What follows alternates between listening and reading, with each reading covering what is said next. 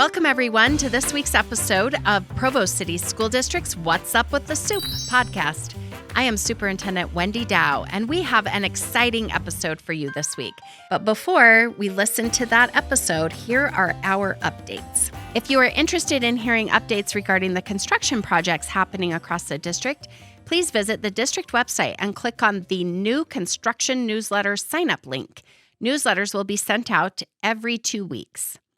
The Board of Education currently has one new draft policy available for community input on the district website. From the main page of the district website, click on the Policies, Form, and Documents button. On the next page, at the top left, there is an orange Review Draft Policies Here button. The new policy available for review is a draft Student Board Members and Student Advisory Council policy. We will accept feedback until our next policy committee meeting on Monday, March 25th. The policy committee will then review that feedback and take a final draft back to the board for review on April 16th. Fifth grade parents, registration is underway for Camp Big Springs and has been extended to March 29th. There are still plenty of spots available. Remember, if your student would really like to attend camp, but you may need help paying the registration cost, there is a scholarship form available at the main office of your elementary school. The next school board meeting will be an all-day meeting on Friday, March 29th. The public is welcome to attend, but there will be no public comment. Look for the weekly video cast from me every Friday. In this short video, I provide important information and updates about work happening throughout the district. Hello, everyone. Our special guest this week on our podcast is Marsha Baird. She is one of our social workers at Timpanogos Elementary. Welcome. Thank you. Thank you. Part of why we wanted to talk with you today is because a few weeks ago, it was School Social Worker Week. And I thought, I wonder if people even know what social workers do in our schools, because when I was growing up, I had a really interesting view of what social workers did. I thought they all worked for Department of Child and Family Services. And so this, I think, will give us an opportunity to kind of get a snapshot of a day in the life of a social worker. Are you excited? I am actually super excited because there's a lot of misconceptions out there as to what social workers do or just the name social work. Yeah, that's very true. But before we get started on that, tell us a little bit about yourself. Tell us about your background and maybe what drew you to social work. What were you doing prior to becoming a social worker? Well, I grew up in Trinidad in the Caribbean, so you'll probably hear some of my accent because it comes out when I start speaking and I don't have to concentrate as much. And what drew me to what social work is when I went to Rick's College back in 1994, I went to Chicago with the sociology department and worked with inner city kids. And that was mind-blowing to me. I just fell in love with those underprivileged kids. I thought I grew up poor. But when I saw some of the struggles those kids were having, I just knew I wanted to make a difference for them. And that's kind of how my social work spark started, is I wanted to work with kids, especially teenagers and kids. So tell us a little bit about how you become a social worker. So what is the process? It's quite a process. Well, obviously you go to school, you can get a bachelor's degree in social work. For 4 years, you go to school. And with all social work programs, you do have an internship. However, to become a school social worker in Provo or in Utah, you have to have a master's degree. And with that master's degree, doesn't come with just graduation. You have to take a clinical test, it's a 4-hour test. And after that test, you have to also put in 4,000 clinical hours. Oh, wow. To get your licensure. You have to be supervised by a licensed clinical social worker. And that person signs off your hours. And then you submit all the paperwork into DOPL, and then you finally get your license. But you have to have a master's degree to do that. So it's actually additional steps to work in schools as a social worker. Yes. That's yes. awesome. So tell us a little bit about what a social worker does in general. And then I want you to kind of take us through maybe a day or two or some of the different things that you do at Timpanogos Elementary in particular. A social worker does so many things. And so I will probably just start with something recent. For example, I'll give you a little, well, it's not little, but I'll try to talk briefly on some things that I did yesterday. Perfect. So I'll give you an example of my day yesterday. So when I showed up yesterday, I had a meeting before school. We had our MERT training. After that, just before the bell rang, I was able to run outside and greet students as they came into the building. We had 2 new students yesterday show up to school, and so I helped them get to class. When students settled in, I had a couple of students that were struggling prior to the week before, and so I had to check in with those students. I also sat in to a couple classes where one of my students in particular was doing some math in our dual Spanish class, and I pulled out my phone and did my Google Translate and pulled up the problem in English so I can help her. And her eyes opened up big. She was like, "What, Miss Marsha?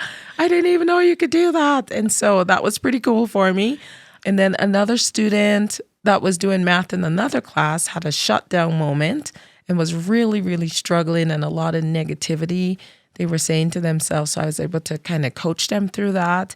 The student was still very upset about doing math and hated math.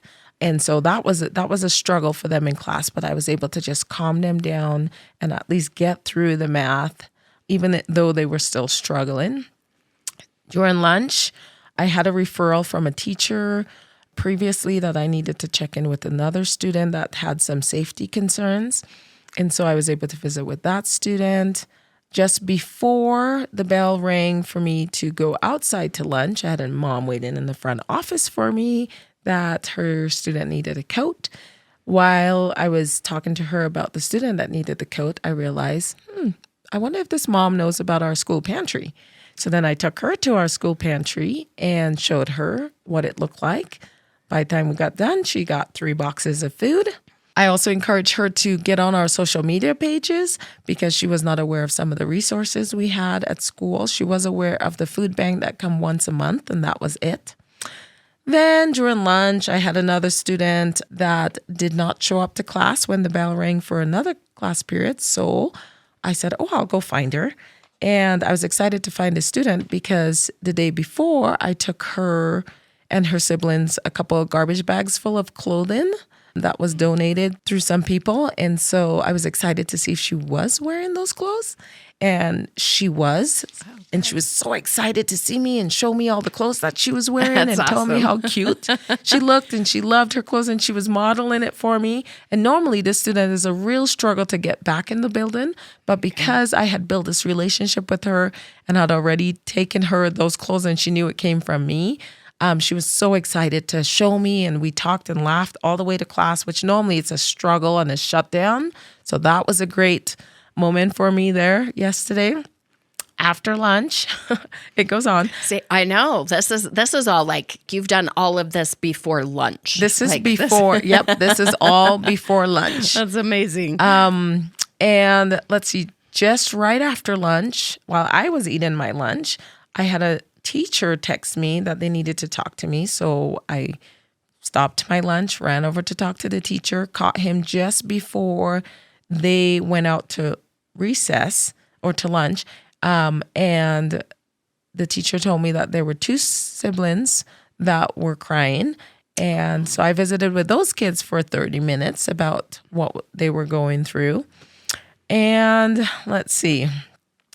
Greeted more students and parents outside at the end of the day. Came in to visit with a couple more teachers at the end of the day to see what concerns they had. Well, I have to back up. So just before the bell rang, we had those 2 new students that came in from the morning. Oh, yeah. I had told Mom that I would walk them to the different doors because at Timpanogos, each grade comes out at different doors. And so while I was greeting parents outside, I remembered, the new student, I got to go find him to take him to his younger sibling. So I ran across the other side of the building and then took that student to his sibling. this sibling had to have testing with the teacher right after school. So then I re-entered the school, let them back into the building to meet with the teachers to get that testing done. And it's not over. I'm sure not. I got up to my office. I received a call from another social worker that needed some help with some situations that were happening at their school, had to do some coordination, contacted parents. And my day normally ends with a lot of log entries because now I have to document everything that I did. Because in social work, if you don't document it, we have a saying that if you didn't document it, it didn't happen. So we have to do our paperwork. And yeah. That's a full day. That's a mouthful. That's just one day. And then what that means is once the students are out of the building, that's when you're doing all of that documenting, answering emails, following up with phone calls. That's a very, very full day for you. That's correct. And also checking in with teachers that may have needed support during the day. And then you just follow up with them to see how things were going. Or if you even walk down the hallway, you get called, hey, Miss Marsha. I'm sure there isn't a day where you walk down the hall and someone doesn't pull you off track and pull you into their classroom and ask for some help. So tell us a little bit about what the difference is between being a school social worker versus being a social worker that might be in private practice or work for Division of Child and Family Services or something like that. So the difference between what we do and I would say private practice and even like Wasatch Mental Health, social workers or DCFS, their job is very specific. They just do that. Most private practice just do clinical work. They just do therapy. Whereas a school social worker, we are doing home visits. We're getting clothes and resources for families. We are doing class presentations. We're helping out with the wellness room. We're doing crisis and working with the mobile crisis unit. We are doing DCFS referrals. Yeah. We're doing hope squads, kindness clubs, empowerment groups, social skill group, grief group, friendship groups, emotional regulation groups. We're coordinating with our SROs. We're also coordinating with the 512 Foundation. There is just, we do everything that every other social worker does on top of the clinical stuff where we also do therapy. If you're helping out to just help a student regulate their behavior or something like that, that isn't something where you have to have a permission form signed by a parent. But when you're actually going to work with a student in terms of therapy, then that's something where you're bringing in the parent and that's something that they're requesting. Or talk with us a little bit about that. I've had in the past parents that are like, don't let my child talk to a social worker. And I'm like, why would you do that? Like, they are the most helpful resource in the building. Like, they are incredible and they have an amazing skill set. So talk with us a little bit about that. Yeah, I'm glad you brought that up. First of all, when we do have a student that's struggling and have that emotional irregulation going on, we would meet with them because they're in a crisis. So we meet with that student. Our next step is we contact the parents to let them know that we have met with the student and ask the parents, would you like us to continue to meet with your student and provide some additional supports, whether that's counseling, therapy, whatever it may be. And if the parents agree to that, then we send out a permission slip and we let the parents know, we'd like you to sign this permission slip so that I can meet with your students regularly. We have them sign it. We make sure we wait for that signature or even a verbal approval, because sometimes if, the parents are also busy and that student has another emotional regulation outburst tomorrow and we don't have that parent permission slip, but we had spoken to the parent and gotten that verbal, we can meet with that student and let the parent know, hey, we've met with them again, just waiting for the permission slip. So yes, we do have to get a permission slip once we're meeting with parents regularly. One time at Timpanogos last year, I had a parent come into the front office, and the minute I introduced myself and told her I was the school social worker, her walls went up, her spikes went up. She just, claws were out, and she just had a panic attack just by meeting me. She said to her student who was standing next to her, because I have just been not meeting with the student in any way for therapy, just building rapport, because the student was new to our school and was just kind of hesitant being there. And so I was just communicating and connecting with that student. And so I think the student went home and told mom hey, this nice lady at school, her name is Miss Marsha. I really like her. She's so good. And, after weeks of that, she's like, I kind of want to meet with you more often. So I told her I need to get a permission slip from your mom to actually meet with you and not just like hang out with you outside or talk to you in your classroom. And so then one mom came in and found out I was a social worker. She panicked because she has had such a bad experience with social workers. Wow. She just did not have a good relationship. So at first she was really scared, and I was able to calm her nerves and just say, I am so sorry that you've had that experience. All the things your daughter have said, I'm glad she has told you the different side of a social worker. And now that you've met me, she's like, I've seen you outside. I didn't even know you were the social worker. Yeah. And so I think for her, she had that trauma just rushed right back at her. And then she was able to be calm, and she did sign the permission slip eventually, and then said, I would love for her to meet with you. And I am so glad that now I know the different side of social work. That's a great example. And I appreciate so much that you're talking about and addressing how we work together with parents to help their students be in a place where they can be successful at school. I find a lot of times people are not recognizing how much we're including the parents and making sure they're part of this process. That's really important. Yes. Well, as a social worker too, we realize that when you're working with the student, you have to work with the family. That's right. You have to work with every aspect of that child's life so that they can be successful. That's incredible. Why did you decide you wanted to do school social work instead of being in private practice? What directed you in that way? Yeah, I did my internship at the state hospital here in Provo, and I also did my internship at Independence High School. That was back in 1998. And I was running groups, and, I got Greg Hodnell at the time was the student services director. And he approached me and came to my class while I was doing my internship there at a time. And I think he was impressed with what I was doing with the kids and the relationship I had with them, and asked if I wanted to become the gang prevention specialist for Provo School District. And I was like, what? Provo has gangs? I didn't even know Utah had gangs. And so he hired me to do that as a social worker. So after my internship and working with the kids in the schools, I really just gravitated towards that and felt like I could make a huge impact on students. What schools besides Timpanogos have you worked at, or tell us a little bit about your history in Provo City School District? So I did gang preventions for 10 years, and I worked in all the secondary schools. So Provo High, Timpview, Independence, Centennial, and Dixon. And then I also worked at Timpanogos, Franklin, and I believe it was Fair at the time, Fair Middle School. And so I was district-wide, working secondary schools. And then I had a few elementary schools because the siblings of those secondary kids were at the elementary schools. Right. So we were having some problems there. And then I took 8 years off, had my kids, did truancy school and the PRA, drug and alcohol prevention class for the district while I stayed home with my kids, and then came back in 2015 and started at Provo High and was helping again with the secondary schools, and then kind of got back into gang prevention. And then the last 4 years, I've been asked to work at Timpanogos because they wanted social workers in each school. Right. And in order for that to happen, I believe they didn't want to lose me with the gang grant as well.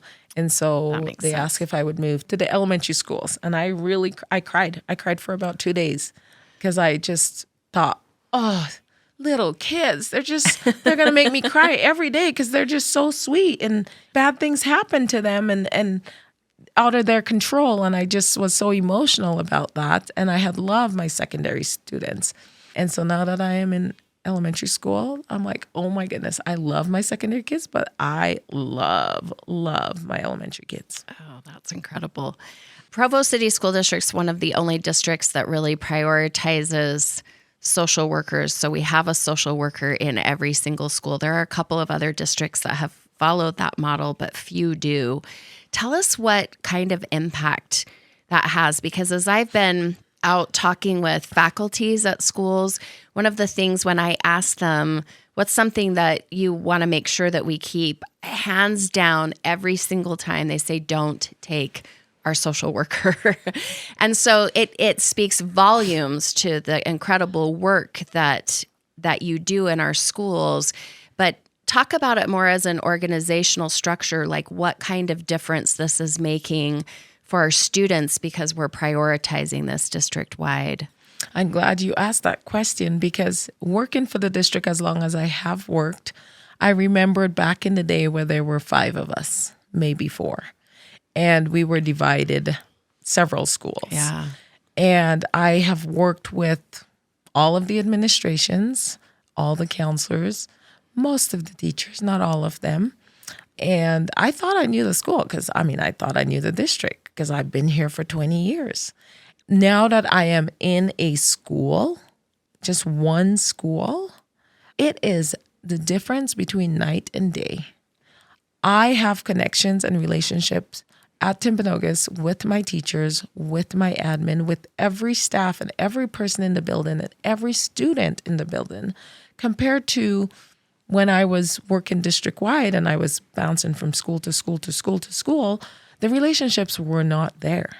The connection wasn't there. I was doing my job and I was available to help when needed, but being in a school, I'm always available.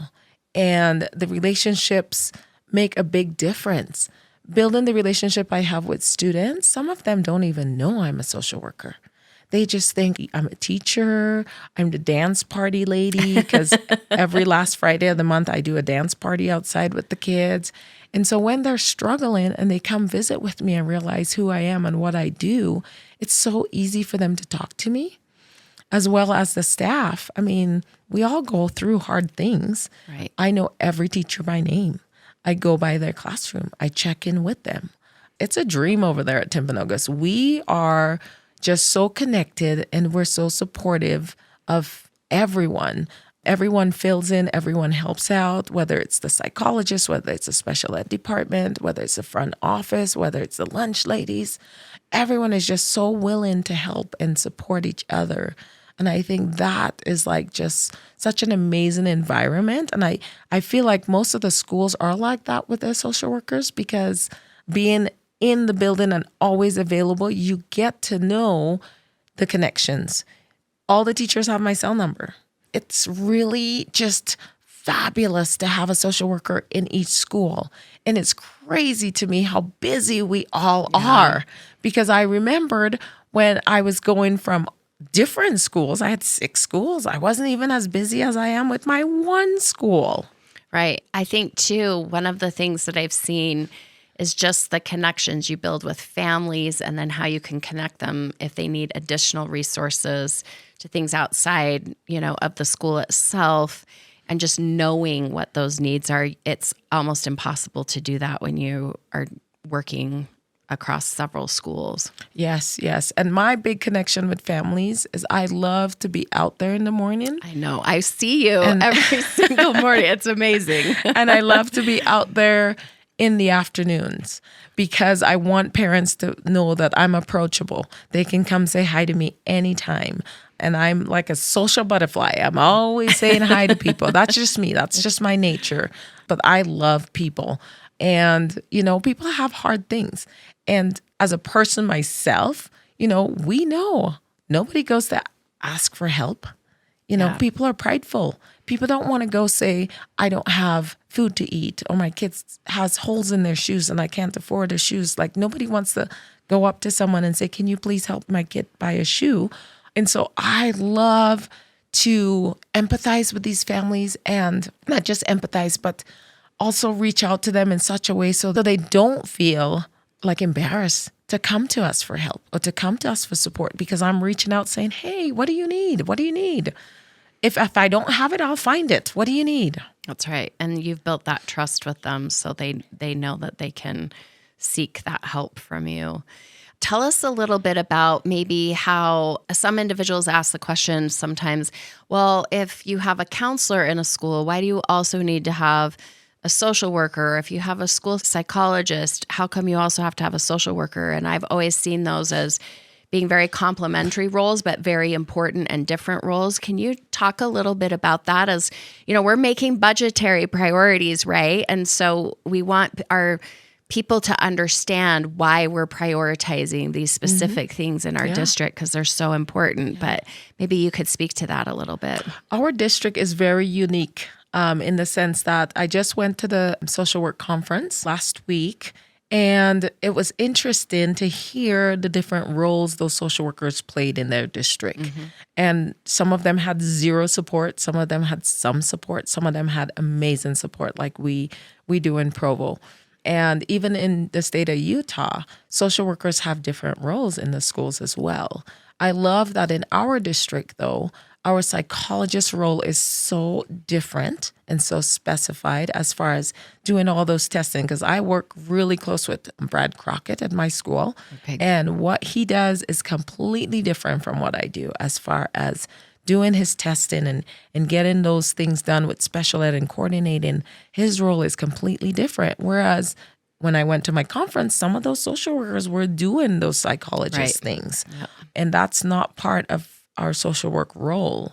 And then in the high schools and in the middle schools, the counselors and the social workers' roles are very different.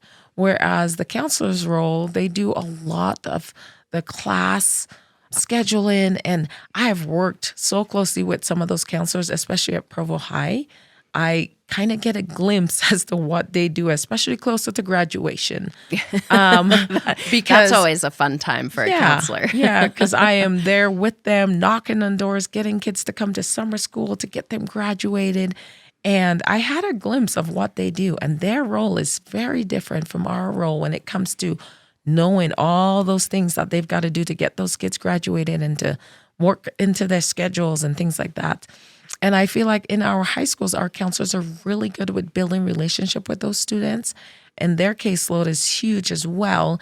And so I think they're really good at referring kids to the social workers for those intense conversations or those intense follow-up or continuous services where, a home visit might be made, a permission slip might be needed because this kid needs some counseling. And so it's very different roles that we play in Provo School District. And I feel like one of the reasons why it works is because everybody's kind of understanding what their role is and they're cooperating and working together for the student, but we don't have this kind of weirdness of like who handles what. It feels like that people are understanding what those roles are. Yes, and I know for sure, like, for example, at my school, with my school psychologist, with Mr. Crockett, if I'm not there or I'm at a meeting or I get a text, I say, hey, Mr. Crockett, I have this kid that's struggling with this. Will you just follow up for me and check in with them? And he's like, of course, he will. And if he's gone, he texts me. I will follow up with one of his special ed kids if they needed assistance with something. And so we do work hand in hand as well. We do coordinate because some of the special ed kids also work with the psychologists, with the special ed department, and then we all coordinate and help as we can. That's awesome. People might not know that our schools have student success teams where we're talking about a student that might be struggling in particular and trying to figure out how to help the student be successful. What do you feel like is your role in that process to help our students be successful? I love how our student success team operates because the first part of our meeting, we talk about the kids that are struggling emotionally, behaviorally, other things. And then the second part is where the teacher comes in with more academic concerns. Oh, that's a great way to run that. And so my role is on the first part is mostly I just sit, listen, and obviously if there's an emotional need or any type of resources or any outreach that's needed, I have an amazing family advocate, Claudia, who helps me with so much. We do a lot of home visits together. She's amazing at getting so many resources for families. And so as a team, we talk about, okay, what is best needed for this student? And then we all take assignments. Like, okay, if there's something with behavior, our behavioral specialist is on that. I have to maybe go and do like a family assessment. I'll take on that role. If our 504 coordinator is in there and we need something done with, maybe they need accommodations for something. If our ELL student needs something Pace is also there. We just have just this amazing system at Timpanogos in our SST meeting. So if you ever have a chance and you want to come visit, check it out. That sounds like a great place to come and observe and see how all of you work together to help students. And an example of the later part of the meeting. So when the teachers come in, for example, 2 weeks ago, we had a teacher come in and there was a student that is in kindergarten and that's really struggling with their letters, only know a few letters. And so Claudia and I volunteered to go do a home visit, and Claudia is amazing. She printed out everything that kid needed for kindergarten, where they needed to be. We took that to the parent to say, this is what we need your student to be up to par. Can you help them with this information? And we just took mom a huge packet of stuff to make her aware that these are the things that are needed. Again, in that meeting, we have just this pool of knowledge. And as we discuss students, then everyone just says, oh, I can do that. I will do that role. I will do that. I will take on that. And nobody steps on each other's toes. We're just really good at what we do. I think that's really important that you're willing to step up and you divide up the work, right? Because if it's always the same person that's doing all of it, that gets very overwhelming very, very fast. What would surprise people to know about the difficulties that some of our families face at Timpanogos, for example, or in Provo City School District as a whole? I think people would be surprised to know how many families are homeless, living maybe in a hotel or doubling up with someone else or living in their cars, how many families don't have food, how many unemployed families we have, how many families work 2 and 3 jobs just to make ends meet, how many kids we have that don't have, I should say, well, even Spanish speakers. I know Timpanogos, we have a lot of kids that only speak Spanish. Right. We also have a lot of families who only speak Spanish and don't know any English. They'll probably be surprised to know that we have families that want to work but can't. They'll be surprised to know how many migrant families we have, how many new to the country families we have that come here with nothing, absolutely nothing. Their kids have maybe 2 or 3 outfits. We've had a family that came into the front office asking for underwear because their kids only had what they came with. And so some of it is very heartbreaking, but some of it is very exhilarating for me because I'm ready to say, what do you need? Okay, Claudia, let's get to work. At one point at the beginning of the year, we were so overwhelmed because I think we have over, I want to say maybe in November, we had at least 35 to 40 new families to the country. And I'm sure our number has grown since then. Yeah. And so every 3 days I was calling Claudia, hey, I need to come up and get close for this kid, this kid, this kid, this kid. And, the resources are out there. We just have to reach and there it is. But if we don't know what the families need, we can't help them. That's right. But I think they'll be surprised to know how many families that we have that show up with nothing. And then, we expect those kids to just learn and just be up to par. Well, we've got to meet them on those basic Maslow's. Yes. Yeah. Hierarchy. And we've got to meet them with that basic need. Do they have food? Do they have clothes? Do they have shelter? And we have to start there. It's always amazing to me, too. I was talking with Principal Rollins about this, and she was indicating the same thing about how many new students were coming in that were from out of the country and kids who've never been in school. And so a lot of the things that we take for granted in terms of this is how school works, you're starting from scratch with that because there isn't an understanding sometimes, not in every case, but there are a few where that is the case too, and just acclimating them to what school is and what we do. Yeah. Yes. Yeah. So. Well, I want to also just highlight a couple of other things because our social workers do things more than just social work, and you have had a very rich and awesome experience. You've been in the Olympics, and I just want you to tell us a little bit about your journey in that respect so that people get to know a little bit of who Miss Marsha is, and what do you love to do besides social work? Well, I like people to know that Miss Marsha is just as normal as everybody else. She may have this hidden talent. Well, it's not that hidden because if you Google my name, it's all over the internet. Yes, I am a 2-time Olympian. And luckily, when I went to the Olympics, I worked for Provo School District. So it was a huge deal for our district to have this athlete that was an Olympian compete and also represent in Provo School District. So I went to the 2000 Olympics in Sydney and the 2004 Olympics in Athens, Greece. And it was just an amazing experience. Because now, I mean, I look at Olympians and they are like superhumans. I don't see myself as a superhuman. Oh, you're definitely a superhuman.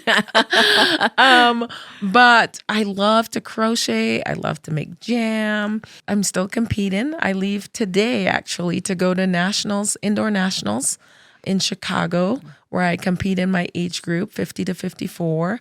You know, it's not embarrassing to say my age because it's all over the internet too. My birthday's there. Everything is there about me.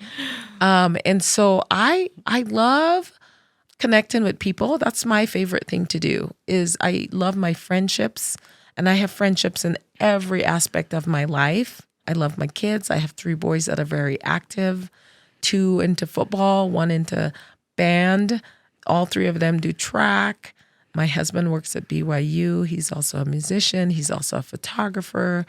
I live in an amazing neighborhood. I have just the best supports around me. And, you know, I'm just a fun person to be around. Yeah, well, that's definitely clear. But I'm approachable. Yes. I don't like people to put me on a pedestal because I am on the same level as you. And some days you might have to pick me up, and some days I may have to pick you up. But we're all human and we all go through struggles together. And some people go through more than others. But I am just a person just like you. And I'm just trying to serve and help as much as I can. And hopefully what I do and how I serve and give back, I hope that those people that I give back to remember that so that they can also serve and give back. Maybe when their circumstances get better, or even when they're having a hard time, they just remember that, hey, maybe I can serve somebody else, and that will help take away my woes because now I'm doing good for other people, and that's going to come back at you someday. Yeah, that's a great way to think about that. And I really appreciate what you said about sometimes you're going to have different days where today I'm feeling pretty good, but tomorrow I might not be. And it really is about helping one another out so that we can get through this kind of tricky thing called life, basically, but we need each other for sure. So. I'll share a situation that happened to me this school year with one of my 3rd grade class. And so I was having a really hard day. Like something had gone totally wrong at work and I had made a poor decision and I felt horrible about myself. And I was in the verge of tears. Like I was having a hard day. And the teacher had walked down the hall and asked if I was okay.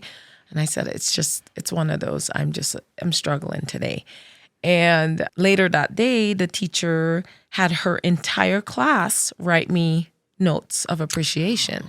And they called me into the class, and I had my intern with me, and they called me into the class, and they just wanted to all tell me how much they appreciate me. And then I just lost it. I just started sobbing in front of the class. Right. And it was a good teachable moment for the class as well. And I just told them, I said, you guys remember when you have hard days at school? It's hard. Like I'm having one of those right now. And guess who made it better for me? You guys. And so I want you to remember this very moment that when somebody else is having a hard day, don't be mean to them just because they're mean to you. Learn to understand that when people are having a hard day, to be kind, because that's what you guys are doing for me right now. So it was a great teachable moment for them and for me. And, you know, to know that those kids look up to me and they were supporting me in a hard time. And so it was a great teachable moment. And I today still love that class so much. I have so many classes I love, all of them, every single class I go to. But what those kids also saw was just the tremendous impact they had on you. So their actions can lead to these positive results for others as well, which is pretty incredible. And it was also a good vulnerable moment for me because I wanted them to see that I'm human too. I have hard days. Right. I cry too. Yep.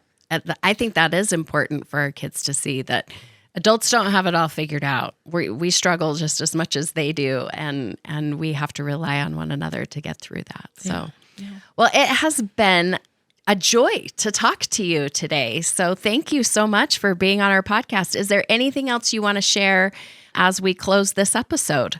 This has been fun. I just hope that anyone that listens to this, hopefully your perspective have changed on social workers because we're also humans, but we do everything. So one of my social workers had shared with me, they said, tell them that every day is very different. We never know what we're going to get when we walk in the door.